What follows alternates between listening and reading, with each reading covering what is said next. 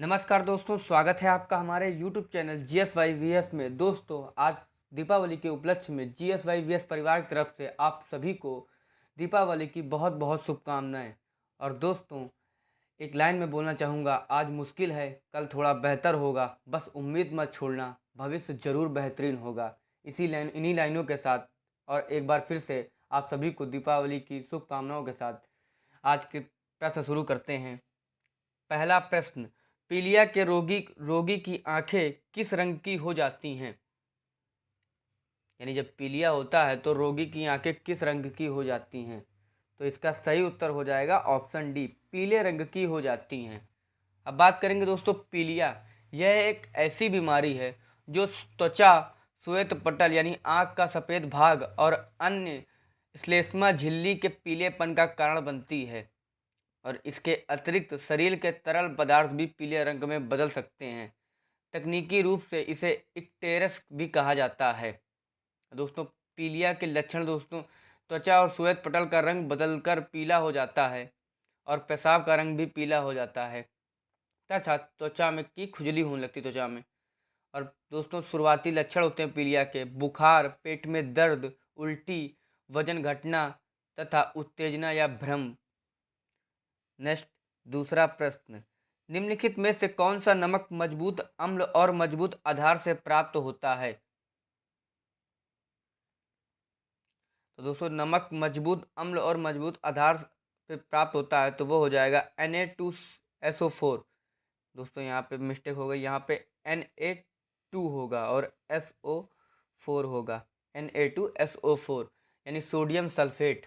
तो दोस्तों, इसे सोडियम सल्फेट या सोडा के सल्फेट के रूप में भी जाना जाता है। और यह सूत्र Na2SO4 के साथ साथ कई संबंधित हाइड्रेट्स वाला अकार्बनिक यौगिक है। नेक्स्ट, तीसरा प्रश्न, प्रथम विश्व युद्ध की शुरुआत किस एकल घटना से हुई? तो प्रथम विश्व युद्ध की शुरुआत आर्क ड्यूक फर्डिनेंड की हत्या के एकल घटना से शुरू हुई। दोस्तों, यूरोप में प्रथम विश्व युद्ध की शुरुआत के लिए कई कारक थे। ये सैन्यवाद, गठबंधन, राष्ट्रवाद, साम्राज्यवाद और हत्या है। इनमें से प्रत्येक विषय ने प्रथम विश्व युद्ध के शुरू होने के कारणों को महत्वपूर्ण भूमिका निभाई। दोस्तों, यह व्यापक रूप से माना जाता है कि सर्बिया की यात्रा के दौरान archduke Franz Ferdinand archduke Franz Ferdinand और उनकी पत्नी की हत्या वह चिंगारी है जिसने प्रथम विश्व युद्ध के संघर्ष को प्रज्वलित किया। नेक्स्ट, चौथा प्रश्न, मानव तस्करी और जबरन श्रम के किसके तहत प्रतिबंधित है? तो दोस्तों, मानव तस्करी और जबरन श्रम ये शोषण के विरुद्ध अधिकार के तहत प्रतिबंधित है, यानी ऑप्शन बी इसका सही उत्तर हो जाएगा। और भारतीय संविधान के अनुच्छेद 23 और 24 में निहित शोषण के विरुद्ध अधिकार मानव गरिमा और लोगों को किसी भी तरह के शोषण से बचाने की गारंटी देता है। और इस प्रकार मानव गरिमा और स्वतंत्रता के सिद्धांतों को बनाए रखना जिस पर भारतीय संविधान आधारित है। दोस्तों, आपका अनुच्छेद 23 हो जाएगा। मानव तस्करी और भिखारी और किसी तरह के अन्य प्रकार के जबरन श्रम निषिद्ध हैं। तथा अनुच्छेद 24 कहता है कि 14 वर्ष से कम उम्र के किसी भी बच्चे को किसी कारखाने या खदान में काम करने के लिए या किसी अन्य खतरनाक रोजगार में नहीं लगाया जाएगा। नेक्स्ट, पांचवा प्रश्न, अश्विनी वैष्णव को कौन से नए केंद्रीय मंत्री के रूप में नियुक्त किया गया है? तो अश्विनी वैष्णव को रेलवे मंत्रालय के नए केंद्रीय मंत्री के रूप में नियुक्त किया गया है। और दोस्तों, उड़ीसा राज्य से भाजपा के राज्यसभा सदस्य अश्विनी वैष्णव नए रेल मंत्री होंगे और संचार, इलेक्ट्रॉनिक और सूचना प्रौद्योगिकी मंत्रालयों के भी प्रमुख भी होंगे। दोस्तों, वैष्णव जो कि 1994 बैच के पूर्व IAS अधिकारी हैं। अब बात करेंगे क्या कहते हैं कि मनसुख मंडाविया की, तो इनको दोस्तों स्वास्थ्य और परिवार कल्याण, रसायन और उर्वरक मंत्रालय मिला था। मतलब 2019 में ये मंत्रालय बनाए गए थे। मतलब इन लोगों को पद दिया गया था। नागरिक उड्डयन मंत्री ये हैं आपके ज्योतिराज सिंधिया। नेक्स्ट, छठा प्रश्न, अश्विनी पोनप्पा का संबंध किस खेल से है? तो दोस्तों अश्विनी पोनप्पा जो कि एक भारतीय महिला बैडमिंटन खिलाड़ी हैं, उन उनका संबंध वेस्ट बैडमिंटन से है। अश्विनी पोनप्पा माचिमंडा, इनका पूरा नाम है अश्विनी पोनप्पा माचिमंडा, एक भारतीय बैडमिंटन खिलाड़ी हैं जो महिला और मिश्रित युगल दोनों विषयों में अंतर्राष्ट्रीय बैडमिंटन सर्किट में देश का प्रतिनिधित्व करती हैं।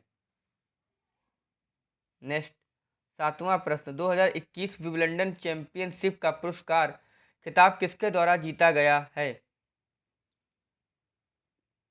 तो जो 2021 विंबलडन चैंपियनशिप का पुरस्कार खिताब नोवाक जोकोविच के द्वारा जीता गया है, यानी ऑप्शन बी इसका सही उत्तर हो जाएगा।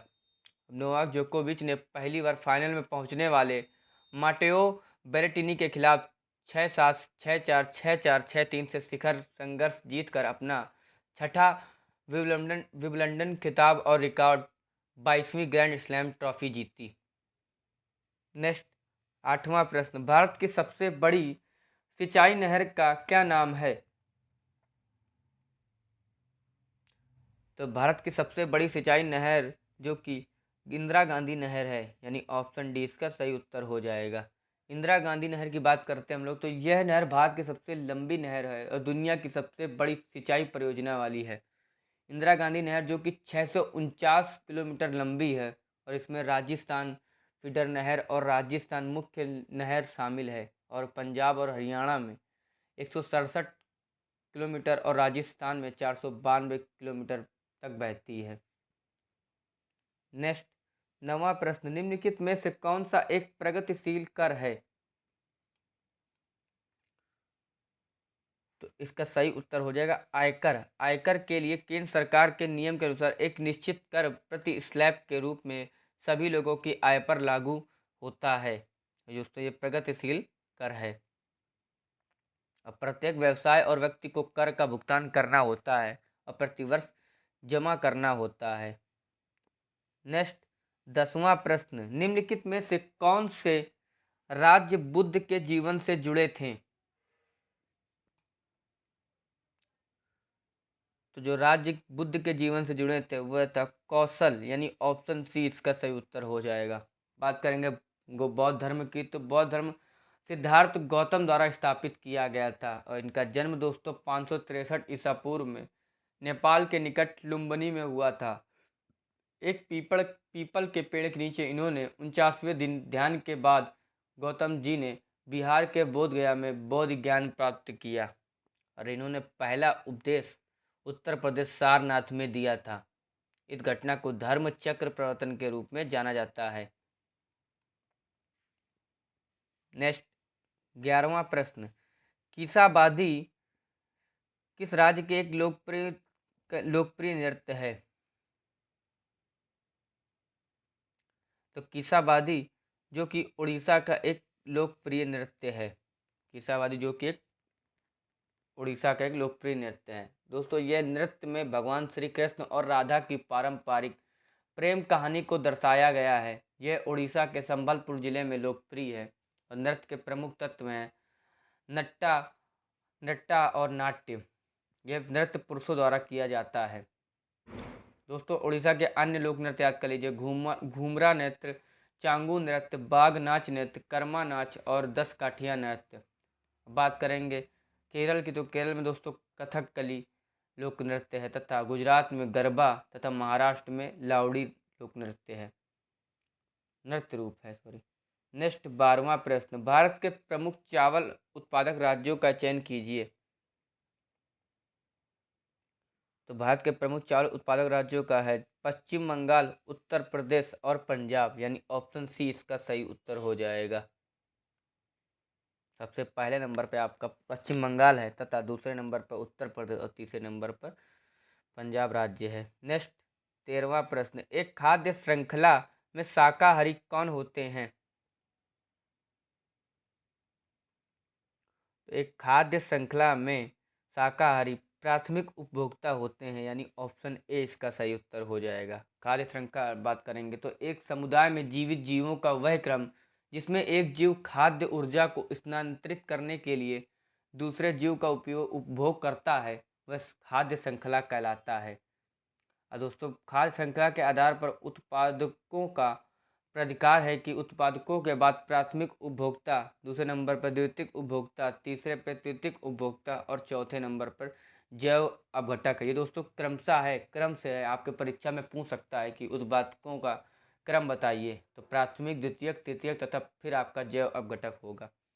और प्राथमिक उपभोक्ता की स्थिति पर प्राधिकार कर लेते हैं, जैसे उदाहरण इसका हो जाए गाय, बकरी, हिरण, टिड्डा आदि। नेक्स्ट 14वां प्रश्न, क्लिनिक थर्मामीटर में प्रयुक्त द्रव कौन सा होता है? तो दोस्तों क्लिनिक थर्मामीटर में प्रयुक्त द्रव जो कि पारा होता है, जिसको मरकरी बोलते हैं हम लोग, यह क्लिनिक थर्मामीटर मानव शरीर के तापमान को मापने के लिए इस्तेमाल किए जाने वाला थर्मामीटर है। नेक्स्ट 15वां प्रश्न, प्रतिरोध की इकाई क्या है? तो प्रतिरोध की इकाई दोस्तों ओम है, यानी ऑप्शन बी इसका सही उत्तर हो जाएगा। अब बात करेंगे प्रतिरोध की, तो यह एक ऐसा शब्द है जो छात्रों के सामने अक्सर तब आता है जब वे विद्युत धाराओं का अध्ययन करते हैं, जबकि विद्युत प्रवाह के दो कारक हैं, अर्थात चालकता और प्रतिरोध। हम इस पृष्ठ पर बाद वाले पर एक त्वरित नज़र डालेंगे। प्रतिरोध के बारे में बात करते हैं। इसे मूल रूप से उस बाधा के रूप में परिभाषित किया जाता है जो एक पदार्थ विद्युत धारा के प्रवाह में डालता है, यानी ऑप्शन बी इसका सही उत्तर हो जाएगा। नेक्स्ट 16वां प्रश्न, निम्नलिखित में से कौन सा जानवर बच्चों को जन्म देता है? तो इसका सही उत्तर हो जाएगा चमगादड़, यानी ऑप्शन सी इसका सही उत्तर हो जाएगा, जो बच्चों को जन्म देता है। दोस्तों स्तनधारी उष्ण रक्त वाले उच्च कशेरुकों का वर्ग है जो स्तन ग्रंथियों द्वारा स्रावित दूध से अपने बच्चों को पोषण करते हैं, और उनकी त्वचा आमतौर पर कमोबेश बालों से ढकी होती है। इसमें मनुष्य भी शामिल होते हैं। और उड़ने वाले चमगादड़ या स्तनपायी वर्ग से संबंधित हैं आपके चमगादड़।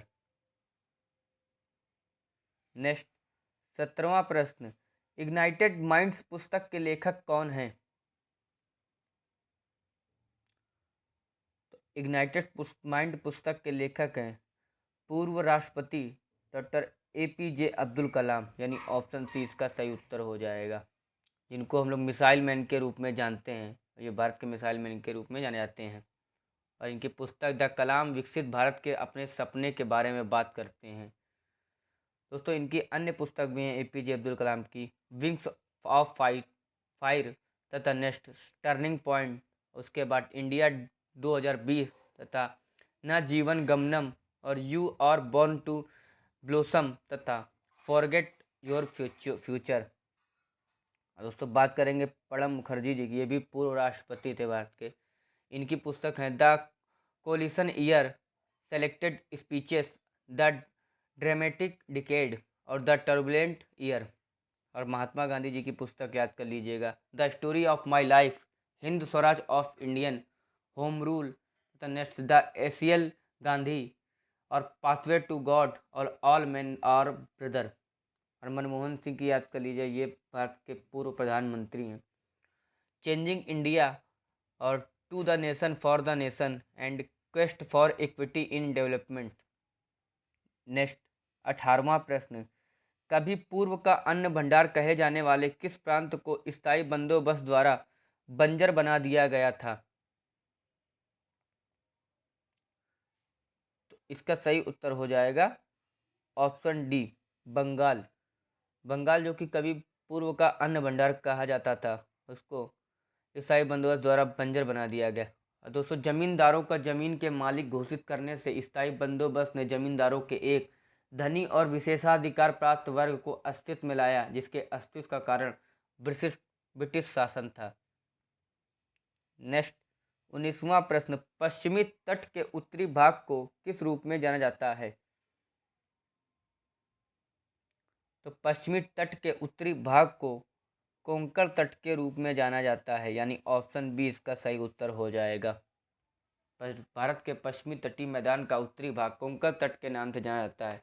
यह दोस्तों दमन से गोवा तक फैला हुआ है। बात करेंगे पश्चिमी तट, तो यह पश्चिमी घाट और अरब सागर के बीच स्थित है। यह कच्छ के रण से कन्याकुमारी तक फैला हुआ है। यह पूर्वी तटीय मैदानों की तुलना में सकरा है। नेक्स्ट 20वां प्रश्न, कंबाला दौड़ एक पारंपरिक भैंस दौड़ निम्नलिखित में से किस राज्य में आयोजित की जाती है? तो कंबाला दौड़ जो कि कर्नाटक राज्य में जो पारंपरिक भैंस दौड़ की आयोजन करता है, कर्नाटक राज्य कंबाला दौड़ का आयोजन करता है। दोस्तों इसमें जल्लीकट्टू पर प्रतिबंध के बाद हाल ही में एक घटना चर्चा में रही थी कि भारतीय पशु कल्याण बोर्ड AWBI ने कर्नाटक सरकार से जानवरों के प्रति क्रूरता के कारणों का हवाला देते हुए दौड़ पर प्रतिबंध लगाने को कहा है। और दोस्तों जल्लीकट्टू आपका तमिलनाडु राज्य में होता है। नेक्स्ट 21वां प्रश्न, निम्नलिखित में से किसे वृद्धि निरोधी हार्मोन कहा जाता है? तो इसका सही उत्तर हो जाएगा सोमेटोस्टेटिन। सोमेटोस्टेटिन इसका सही उत्तर हो जाएगा। ये वृद्धि निरोधी हार्मोन कहा जाता है। इसमें दोस्तों शरीर में कई ऊतकों द्वारा स्रावित एक हार्मोन है, जैसे हाइपोथैलेमस, अग्न्याशय आदि। यह निरोधी हार्मोन है जो अन्य हार्मोन के स्राव को रोकता है। नेक्स्ट 22वां प्रश्न, नेताजी सुभाष राष्ट्रीय खेल संस्थान कहाँ पर स्थित है? तो नेताजी सुभाष राष्ट्रीय खेल संस्थान जो कि पटियाला में स्थित है, पटियाला पंजाब में स्थित है। यह एशिया का सबसे बड़ा खेल संस्थान भी है, जो पटियाला के तत्कालीन महाराजा द्वारा निर्मित महलनुमा स्मारकीय इमारत और विशाल लॉन में स्थित है। दोस्तों नेताजी सुभाष राष्ट्रीय खेल संस्थान भारतीय खेल प्राधिकरण का अकादमिक विंग है, जिसकी स्थापना 7 मई 1961 को भारत सरकार द्वारा की गई थी और 23 जनवरी 1973 को इस संस्थान का नाम बदलकर नेताजी सुभाष राष्ट्रीय खेल संस्थान NSNIS कर दिया गया। दोस्तों आपका लुधियाना में है स्थित है। ग्रामीण संग्रहालय पंजाब कृषि विश्वविद्यालय स्थित है, प्रसिद्ध स्थान है यहाँ पे। और फिरोजपुर में एंग्लो सिख युद्ध स्मारक है तथा आनंदपुर साहिब में आपका गुरु तेग बहादुर संग्रहालय स्थित है। नेक्स्ट 23वां प्रश्न, नीति आयोग के सतत विकास लक्ष्य भारत सूचकांक 2020-21 में किस राज्य ने शीर्ष स्थान हासिल किया? तो नीति आयोग के सतत विकास लक्ष्य भारत सूचकांक 2020-21 में केरल राज्य ने शीर्ष स्थान हासिल किया, यानी ऑप्शन सी इसका सही उत्तर हो जाएगा। अब बात करेंगे national institution for transforming India NITI यानी नीति आयोग के महत्वपूर्ण तथ्य। दोस्तों ये नीति आयोग का फुल फॉर्म होगा आपका national institution for transforming India. ये आपसे कई कई पेपर में पूछेगा कि इसका फुल फॉर्म क्या होगा। तो इसका मुख्यालय दोस्तों है नीति आयोग नई दिल्ली में, और इसकी स्थापना 1 जनवरी 2015 को हुई थी। मुख्य कार्यकारी अधिकारी CEO अमिताभ कांत हैं तथा अध्यक्ष नरेंद्र मोदी हैं। उपाध्यक्ष इसके डॉक्टर राजीव कुमार हैं नीति आयोग के। नेक्स्ट 24वां प्रश्न, निम्नलिखित में से कौन सा नेता कभी भी भारतीय राष्ट्रीय कांग्रेस से जुड़ा नहीं था? तो कभी भी भारतीय राष्ट्रीय कांग्रेस से नहीं जुड़ा तो वह थे VD सावरकर, यानी विनायक दामोदर सावरकर, जो कि कांग्रेस से कभी नहीं जुड़े थे। वह महाराष्ट्र विद्वान, सामाजिक कार्यकर्ता और क्रांतिकारी थे। नेक्स्ट 25वां प्रश्न, जब दो वस्तुएं पूरी तरह से विनिमय होती हैं तो वह होती हैं? जब दो वस्तुएं पूरी तरह से विनिमय होती हैं तो वह होती हैं उत्तम प्रतिस्थापी, यानी ऑप्शन डी इसका सही उत्तर हो जाएगा, उत्तम प्रतिस्थापी। वह वस्तु जिनका उपयोग किसी अन्य वस्तु के स्थान पर उसी कार्य के लिए किया जा सकता है, दूसरी वस्तु के लिए एक आदर्श प्रतिस्थापी कहलाती हैं।